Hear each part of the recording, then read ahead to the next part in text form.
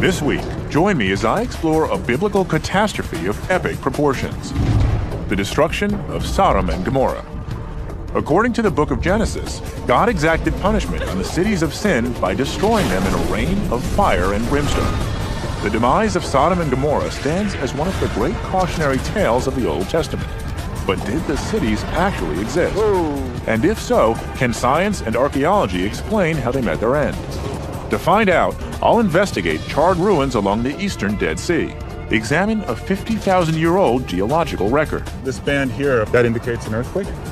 and create a biblical weapon of mass destruction. Okay, that smells. We're digging for the truth, and we're going to extremes to do it. It's gonna be a great adventure!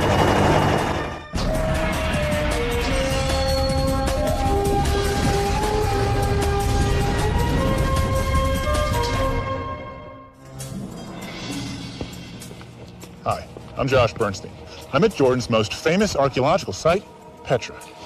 Isn't that spectacular? But I haven't come here to Jordan to explore a site celebrated for its beauty, but to learn about two sites destroyed for their wickedness: Sodom and Gomorrah. The book of Genesis refers to the residents of Sodom and Gomorrah as exceedingly wicked and sinners against the Lord. So God exacts his wrath on the two cities.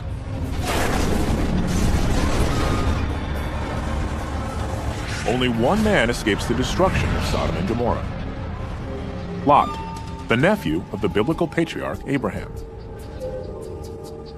God allows Lot, his wife, and his two daughters to flee the cities on one condition: they must never look back. Lot's wife disobeys God's command and is turned into a pillar of salt. It's a great story, but is there any archaeological evidence to confirm it? Did Sodom and Gomorrah actually exist? The two cities make their first appearance in Genesis 10:19. They're listed among the so-called 5 cities of the plain: Admah, Zeboim, Zoar, and Sodom and Gomorrah. Many biblical scholars place these 5 cities here in the Jordan Valley, bordering one of the world's most famous bodies of water, the Dead Sea. Over the course of many millennia, water evaporated more quickly from the Dead Sea than it was replenished. Eventually, it became so salty that it could no longer sustain any life. Thus the name. But interestingly, some of the locals here refer to it by a different moniker: Uhayat Lut, Arabic for the Sea of Lot. At just over 1,300 feet below sea level, it's the lowest place on Earth. This is also the place where many scholars believe the cities of Sodom and Gomorrah once stood. Some believe they were on the western side in modern-day Israel. Others believe they were here on the eastern side in Jordan. And still others believe that the cities are actually beneath the very waters, the Dead Sea itself. In order to narrow my search, I've contacted Jordanian scholar Rami Houri. For decades, Rami has compiled a written record of all the archaeological sites in Jordan. He's brought me to the Wadi Mujib Nature Reserve to meet a key figure from the Sodom and Gomorrah story, the physical testament to the enduring power of one of the Bible's most arresting symbols: Lot's wife. It's a message, it's a moral message, which is personified in the physical remains. There she is. There she is. Can I go closer? Yeah, go ahead. Lot's wife, perched above the Dead Sea Highway, is actually a salt-encrusted stone pillar etched by wind and water. She's big. Yeah. With a height of over 20 feet, she's an imposing figure, but maybe a little too big to be anything more than a biblical scarecrow created by local legend. So if we're looking at this metaphorically and not literally, what's the message? I think the message from the biblical text, certainly, and it goes throughout the whole text into the New Testament, is that people should obey God, should be faithful, and should trust God. And if you don't obey God, you get zapped, again, throughout the Bible. So the people in this region could use this as sort of a boogeyman to say you better listen to God when he speaks, because otherwise you're going to turn into that pillar. That's right. I think that's the aim of the story, and of course many stories in the Bible are like this. Mm-hmm. The interesting question is, well, when did these stories first originate? When did these narratives first become institutionalized in the values and the memories of a society? Rami explains the Bible was written as much as 1,500 years after the events of Sodom and Gomorrah supposedly took place. He says the Genesis account was likely passed down through centuries-old oral tradition, and then later transcribed into the written word. These stories, these narratives, are based on facts that we can prove in many cases: geological facts, geographical facts, chronological facts, and historical facts. So there actually could have been a Sodom and Gomorrah. I think there were cities that were destroyed. You will certainly find sites where the archaeological evidence synchronizes rather compellingly with the biblical evidence. Many accept the Bible as the Word of God, unquestionable fact. But archaeology seeks physical proof, and Rami says there's plenty of things he wants to show me. Our first stop, the small city of Madaba, some 30 miles away, just south of the capital city of Jordan, Amman. He's taking me to see an ancient mosaic, one that contains clues to the precise location of the 5 cities of the plain. Madaba itself is world-renowned for the decorative stone floor mosaics that filled the Greek Byzantine churches. Byzantine originally at the bottom and then rebuilt in the 19th century. During the construction of the Greek Orthodox Church of St. George, the builders found a 6th century mosaic embedded in the floor of this house of worship. And as they're rebuilding it as a church, they discovered this extraordinary mosaic map of the Holy Land. Rami says over 11,000 man-hours went into creating this 900-square-foot mosaic, and that the floor was originally composed of 2.3 million pieces of colored stone. This is where? I can't read any of this. Well, when you look at it from here, this is Jerusalem, walled city of Jerusalem. Okay. You have the Jordan River with the fish going up and down. Okay. You can see the Dead Sea with the 2 boats. Amazingly, the mosaic's key cities line up closely with their modern counterparts when positioned within a 21st century map, like Jerusalem, Jericho, and the Jordanian fortress at Karak. The apparent accuracy of the Madaba map has convinced Rami that the cities of the plain, including Sodom and Gomorrah, once stood on the Jordanian side of the Dead Sea. Are Sodom and Gomorrah on this map? Well, not completely, but let me take you around this side and I'll show you. Here's what you want to see. Balak, Zoar, something This like is that. Bela or Zoar. Remember the cities, the names of the 5 cities? Oh, here, Zoara. Yeah. Rami points to a church just east of Zoar with a different inscription. Okay, so this, what is this here? To Agio El, to Saint El or to the Holy El. L. The letter L. Lot, maybe? We think that L means Lot. Unfortunately, the rest of the word is missing. But when you're tracking down the story of Lot, at least it's a start. But we do have Zoar, one of the 5 cities of the plain, and the mountains where Lot and his daughters took refuge. But this is encouraging that one of the cities of the plain is here. Right. So if I were looking for Sodom and Gomorrah or the other cities of the plain, I want to be here, southeast corner of the Dead Sea. That's cool. All right, that's where I'm going. I've come to the kingdom of Jordan in search of Sodom and Gomorrah, the twin cities that the Bible claims were destroyed by God because of their sins. In Genesis, Sodom and Gomorrah are identified as 2 of the 5 cities of the plain. Now, thanks to a 1,400-year-old map, I've identified the location of a 3rd, Zoar. On the same map, right next to Zoar, I was shown the image of an ancient monastery.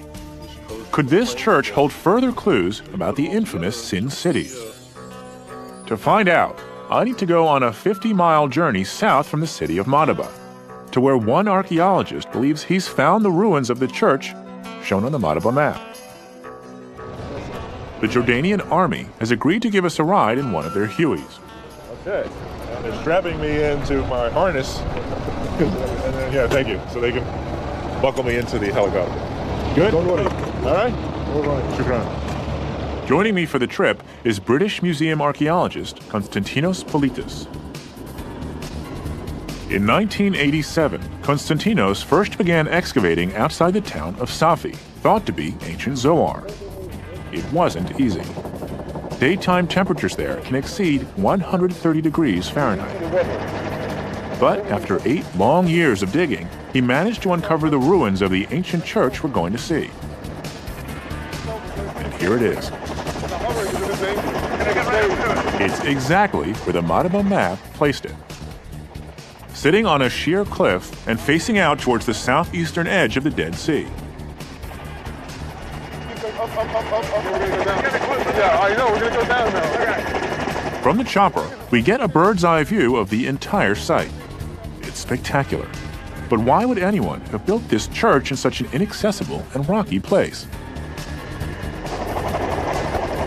Our helicopter can't set down on top of the mountain, so we land at its base, nearly 500 feet below the archaeological site.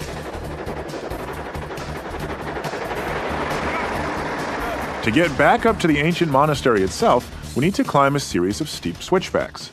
Stone steps carved into the side of the rocky mountain. Yeah, this is Konstantinos tells me the mosaic map at Madaba had intrigued him for years. Here. Yeah. Oh. So when you first started excavating this site, it all looked like random hillside here. Oh yeah, just like you see on the side of this hill. It's all covered. Nothing was there. Finding hard evidence for the existence of the church in the mosaic was the first of many discoveries at this site. Pottery. Look at this floor. Yeah, it's a beautiful mosaic, but let me show you something. I've got something special here. What is really important is this inscription here. Now, I know you can't see it very well. Konstantinos shows me an ancient tablet. You'll see how the letters come to life. The stone face has been weathered by time. But with a quick splash of water, the inscription comes into view. Oh, wow. That's much better. And it says, Saint Lot, please bless your servants, in Greek. The Madaba map referenced this site as the Church of Saint El, with the rest of the word missing. According to the mosaic, Konstantinos believes his discovery proves that this was, in fact, the Church of Saint Lot, a place dedicated to the nephew of Abraham. The date. If you look down here, this is a beautiful Greek inscription which mentions the names of the bishop and the abbot of the monastery, but most important, the date, April 605 AD. So this place is 1,400 years old. If that sounds old, it's nothing compared to what he discovered behind a sealed doorway at the back of the church. Konstantinos believes that this cave is the very reason the monastery was built in such a challenging location. This is the entrance. Can we go in? Of course. All right. Came a long way to see this. The monks who built this place clearly went to great lengths to safeguard this cavern, and Konstantinos thinks he knows why. In Genesis 19:30, the Bible states Lot and his daughters escaped the destruction at Sodom and Gomorrah by taking refuge in a mountain cave near Zoar. Dark. Pretty dark. The monks, according to Konstantinos' theory, believed this was the cave of Lot. So this here is where the monastery ended. And then this is all the natural cave. Natural cave. We dug below the floors of the Christian church and found these walls, which are almost 5,000 years old. And look at this pottery. Well, we have pots, yes, which we found in this area. There were burials and occupation. This dates from the early Bronze Age period, almost 5,000 years ago. No one knows the exact year that Sodom and Gomorrah might have been destroyed, but biblical scholars estimate it would have been between the early and middle Bronze Ages, between 2500 and 1700 BC. And the artifacts found here prove that this cave was occupied during this same period. So I have to ask, Is this Lot's cave? Well, the Christians seem to think so because they built this church over this cave, this natural cave. But this hillside is just full of caves. We're just looking around the landscape outside. Yep. This place is dotted with them. Yep, there are other caves in the area. Why did they choose this one? Yeah. Probably because there was an ancient oral tradition of that's Lot's cave up there. So when the Christians came, they decided to build this church over what was already thought of to be Lot's cave. So it's a matter of belief. They believed it. but there's no smoking gun, no single artifact confirming that the family of Lot ever sheltered here. Still, there is another way to get closer to the story of Lot, his family, and their journey to the cities of the plain. I'm going back to the biblical record to retrace the path Lot may have taken to arrive at the doomed city, Sodom. According to Genesis 13, Lot and his uncle Abraham share land in Bethel, within modern-day Israel. But Lot decides to move his family and belongings southeast into the Jordan Valley to expand his domain and provide ample room for his herds to grow. Genesis 13:12. Lot settled in the cities of the plain and moved his tents as far as Sodom. But the question is, where is Sodom? In order to pick up Lot's trail, I've contacted some Jordanian guides familiar with the territory. According to them, we're now close to the point where Lot may have entered Jordan some 4,000 years ago. Back in the day, they would have taken donkeys. But this way is much more fun. Yalla. Scholars believe camels were introduced into the Jordan Valley several centuries after the time of Lot. But apart from the camels, Lot would be surprised to see this once fertile plain as a rocky desert today. According to Genesis, this was once a lush and inviting land, like the garden of the Lord. But despite this beautiful setting, Lot may have been suffering culture shock. The early Bronze Age was a time of rapid change in ancient Jordan. The first cities were beginning to appear. It would have been an alien culture for a tent-dwelling shepherd like Lot. My guides tell me that tonight we'll join a local Bedouin tribe and pitch our tent near the very spot where many locals and scholars believe the biblical Sodom once stood. Josh. Yes, Josh. Nice to meet you. You're welcome. Thank you. The Bedouin preserve a way of life that's changed little since the time when the biblical Lot would have erected his tent outside Sodom. Okay, you just tell me what to do and I'll do it. All right, sir. But yeah, I will help give it a shot. Like Lot, the Bedouin people are shepherds. For millennia, these nomads have rejected city living. Even today, they continue to move their herds of sheep and goats across the open desert landscape. Their trademark tents are made of woven goat hair blankets. They use carpets and wool pillows for bedding. And what's the difference between the rooms? Well, it's not different. Okay. It's no difference. One for the women and two for men. One we use it for sleep, and the other is open for the guests when they're coming in the night to have a sittings, talkings, stories with all of the people. These tents have hardly changed since the time of Lot, when the Bible states he and his family made camp outside Sodom. Together, we build a fire for warmth before bedding down for the night. So we've been here for several hours. Some of the guys are sleeping, some are chatting. It's definitely a magical evening. I'm here in the valley, Jordan Valley, with the Dead Sea just to my west, and in the distance I can see the lights of Israel. And I'm here in a Bedouin tent, which is sort of a once-in-a-lifetime opportunity to experience wandering, a stranger in a strange land. And I think that this probably has not changed at all since the time of Lot and Avram as they were making their way across Canaan. I'm in Jordan, looking for archaeological evidence behind one of the Bible's most famous tales, the story of Sodom and Gomorrah. In the ruins of a Byzantine monastery, I saw an ancient refuge that early Christians believe was the place where Lot and his daughters took shelter before God's destruction of the sin cities. I then traveled by camel to retrace the path Lot may have taken into the Jordan Valley. Now, my goal is to find evidence of the city he ultimately fled, Sodom. Thank you. Many scholars and historians believe the best archaeological candidate for Sodom is a desert ruin called Babydra. To the casual eye, it looks just like any other rocky outcrop. But for Dr. Thomas Schaub, the lead archaeologist at this site, Babydra represents an ancient fortress, established during the early Bronze Age here in Jordan. You can see the face of the wall here has collapsed somewhat, but you have to imagine this as having a mud brick superstructure, going up about 30 feet. Today, it's hard to see, but this was once a 10-acre city enclosed by these massive walls, over 23 feet wide and over 30 feet tall. Dozens of mud brick houses were stacked along the interior. At its height, Babydra housed and protected as much as 1,000 people. So it was quite an impressive area, but you have to use your imagination a little bit to recreate that. But we still Today, the ruin doesn't look like much. Over the past 4,300 years, many of its walls and its mud brick homes have collapsed. It's difficult to see where the city ends and the desert begins. Now, this isn't exactly the place where I'd want to build a town. There's No. nothing here. It had to be a much richer area, and from the rainfall that we can reconstruct the patterns, it was like a gardened area down here. Genesis 13:10 states, Lot lifted up his eyes and saw all the valley of the Jordan, that it was well watered everywhere, like the garden of the Lord. If Babedra represents the biblical Sodom, it doesn't seem to match the profile. This landscape is dry and rocky, yet archaeologists are convinced that it was able to support a huge population. Let's go find out why. Dr. David McCreary is a paleobotanist, a specialist in ancient plants. He's discovered a wealth of foods and grains at the site.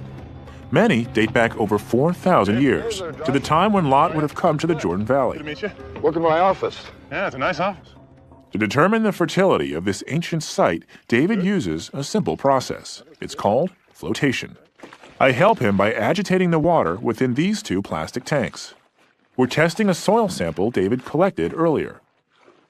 It's from an ancient cooking pit here in Babedra.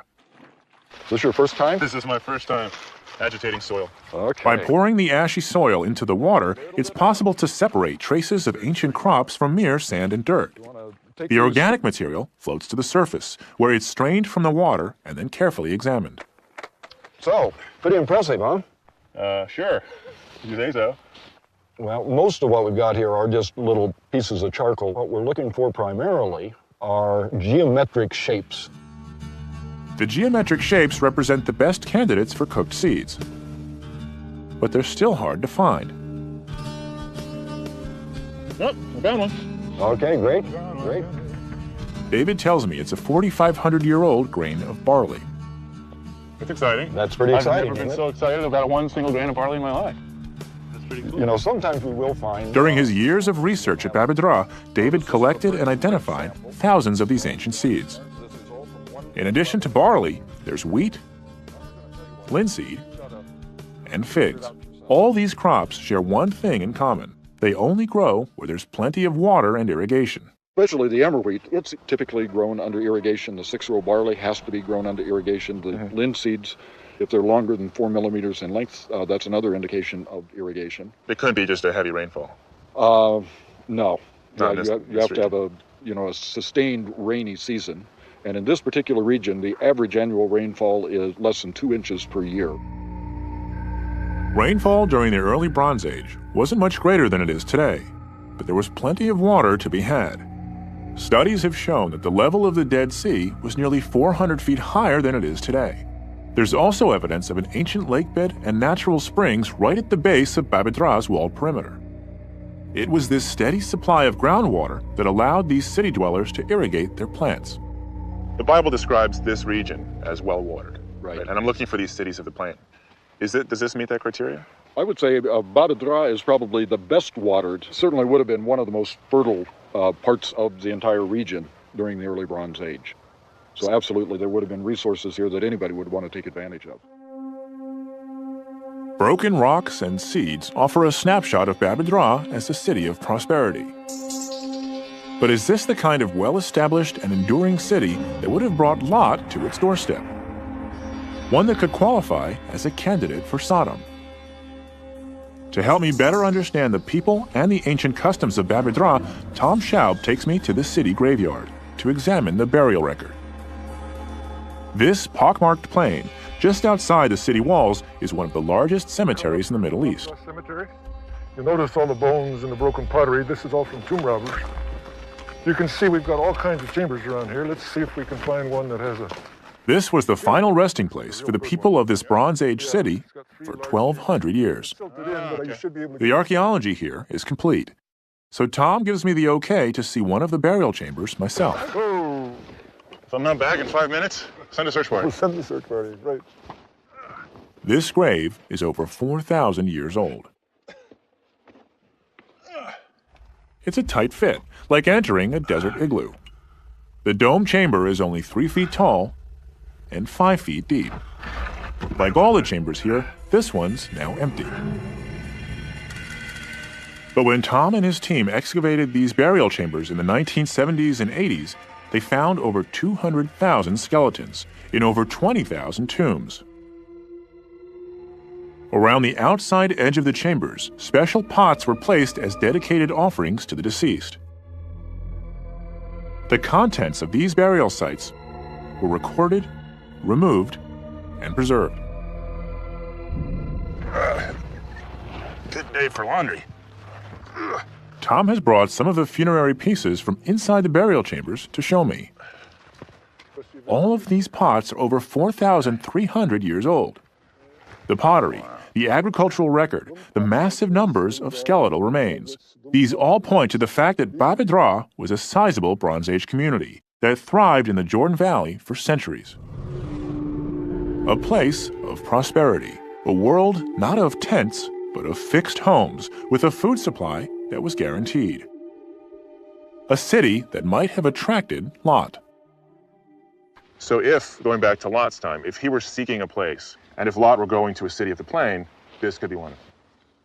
Yes, if Lot was traveling during the early Bronze Age and came down to this area, it would be the only place. If you have an individual like Lot or any group traveling through the early Bronze Age at that time, this would be the place to settle. This was the only place. It's the dominant town for that period from the 3rd millennium on in this part of the area.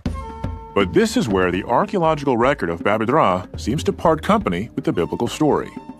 Its collapse was more of a whimper than a bang. Tom tells me the city was slowly abandoned over a period of 100 years. The Bible states that the cities of Sodom and Gomorrah ended in fire and destruction, and there's no evidence of conflagration at Babydra. To find Sodom, I need physical evidence of a fiery cataclysm here in the Jordan Valley. I'm following in the footsteps of Lot, nephew of the biblical patriarch Abraham, in a quest to find the infamous cities Sodom and Gomorrah. I've investigated the ruins of an early Bronze Age site, considered by some to be the biblical Sodom. I've also seen its burial ground, thought to be one of the largest in the Middle East. But this ancient city shows no evidence of being completely destroyed by fire. And the biblical description of Sodom and Gomorrah's final hours is as clear as it is apocalyptic.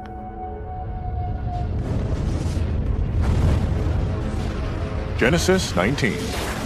Then the Lord rained down upon Sodom and upon Gomorrah brimstone and fire from the Lord out of heaven. And he overthrew those cities, and all the plain, and all the inhabitants of the cities, and that which grew upon the ground. It's a description of total devastation covering miles of territory along the Dead Sea Plain. Today, many scholars believe the biblical story could be the retelling of a natural disaster.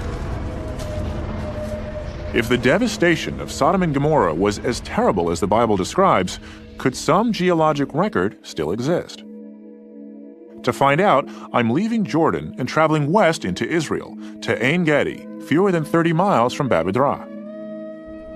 I'm with Dr. Shmuel Marco, an expert on the geological history of the biblical lands. Shmuel wants to show me a remarkable record of the many earthquakes that have shaken this region. Earthquakes that date back to the time of Abraham and Lot, and well beyond. Together, we'll examine these chalky white walls in search of clues in the geological record. Clues that might explain the upheaval that caused the destruction of Sodom and Gomorrah. We're going to climb up there. The climbing gear is already there, so we'll have to rappel this cliff over there on top. Fine. Okay. Lead the way. Shmuel tells me there have been 17 recorded earthquakes in the Dead Sea region just in the past century. The salty sea sits right on top of an immense geological fault. It's a tear in the Earth's crust that stretches from Lebanon to Mozambique. A 4,000-mile geological fault line that marks the dividing line between the African and Arabian tectonic plates. If this fault was active at the time of Sodom and Gomorrah, could an earthquake help explain how the cities were destroyed? That's a nice view. This is the Dead Sea, this is the Moab Mountains. Yeah. We're standing on the bottom of an ancient lake that was here in the last ice age until about 15,000 years ago. A drastically falling water table has left this lake bed very high and very dry. Today, it stands on the edge of an arid desert gully 150 feet deep. Our plan is to rappel down the cliff's edge so Shmuel can show me the layers of sediment left behind after the lake receded. Let's go check it out.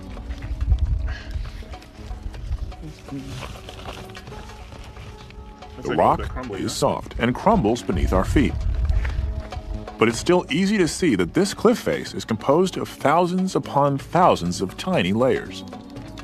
In fact, each layer was formed by the cyclical deposition of sediment on the floor of this ancient lake. What does one line represent? One layer represents one season deposited at the bottom of the lake. White layers represent the summer seasons, and brown layers represent winter. So you can date these layers the way someone might date tree rings. Exactly. The tree rings are the exact analog to these layers. The difference is that trees don't live 50,000 years. Here we have more than 50,000 years record. So this is a very long record here. We have the longest record on Earth. Wow. This 50,000-year record allows geologists to clearly see when earthquakes shook the region. We're looking for layers like this that are disturbed. Shmuel points to a large band of sediment different from the rest. It's thicker and jumbled. The sediment accumulated up to here. Above this was water, and then an earthquake shook the bottom. And all this thickness of layers was mixed and all chaotic here. This is one earthquake that disrupted a layer that's worth several hundreds of years of deposition. Okay. Yes. Shmuel explains that this earthquake would have registered over 6.0 on the Richter scale, more than enough to have destroyed a city that, like Sodom or Gomorrah, was built of mud bricks and stone. And according to Shmuel, the evidence is very compelling that this is precisely what occurred. You see, it tells us that around 4,000 years ago, there could have been an earthquake. There were earthquakes in this region of time. So in this case, the geological evidence supports the possibility of Sodom and Gomorrah actually being destroyed. Absolutely, yeah. It's very likely. So it's not just possible, it's likely. It's very likely. Still, an earthquake alone isn't enough. To fully corroborate the tale of Sodom and Gomorrah's destruction, I need more than a seismic event. I need fire and brimstone. And I know just the man for the job. I'm rejoining Rami Khoury at the eastern edge of the Dead Sea, on the Lisan Peninsula. We're fewer than 10 miles from the ruins of Babydra, and 20 miles from Safi, thought to be ancient Zoar. Rami has told me of an intriguing idea. If he's right, he'll be drawing a direct line from the Genesis story to where we're now standing on the Dead Sea Plain. Yeah, everything that's mentioned in the Bible and the story of Sodom and Gomorrah, in terms of natural resources and geology and terrain, is still here. Hasn't changed very much. Rami explains that one of the Bible's supernatural resources, brimstone, exists here in its natural state. Yeah. What do you think that is? I don't know, some sort of chalk? That's almost pure sulfur. Sulfur? Pure sulfur. Very high quality. Tastes like sulfur. And it's throughout the walls here. It's throughout, not just throughout the walls, it's throughout this whole area. The whole area is full of this stuff. Hey, let's get a couple more of these babies. Okay. And I'll show you what happens to it.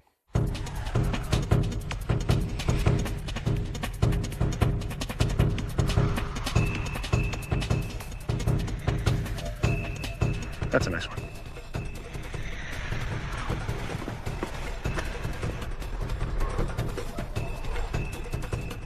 Did pretty well, yeah? I'm not exactly sure what Rami hopes to show me with this pile of sulfur, but he better make it quick. It's getting dark out here. Pick it up. Let me show you. You know what happens to sulfur when you light it? Well, it lights. Catches fire. Oh, okay. Okay, that smells. Wait a minute. Yeah, better put it down. That's burning sulfur, otherwise known as brimstone. In my whole life, I didn't know what brimstone was. Well, brimstone just means burning stone in sort of medieval English. References to fire and brimstone are found throughout the Bible. In fact, they're the preferred instruments of divine retribution. And Rami explains brimstone was used as a fuel throughout the Dead Sea Plain for thousands of years.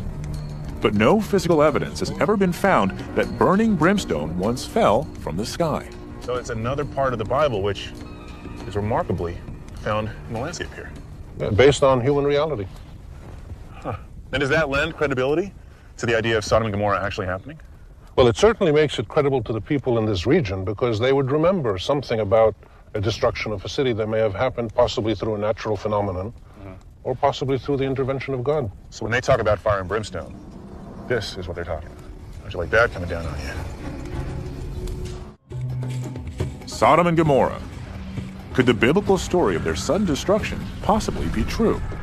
In Israel and Jordan, I saw evidence of repeated earthquakes and witnessed burning brimstone firsthand. Okay, that smells. But actual archaeological evidence pointing to the annihilation of these cities has proved much harder to find. Now, on the last leg of my journey, I'm traveling 15 miles south to an archaeological site called Gomorrah. It's an early Bronze Age city that also dates back to the time when Abraham and Lot are thought to have lived. Unlike the last ruin I visited, Babydra, this city suffered a dramatic and almost instantaneous collapse around 2400 BC. I'm rejoining archaeologist Thomas Schaub to learn more about the site he discovered in 1973 and to see if there's something in the archaeological record here that ties Gomorrah to Sodom and Gomorrah.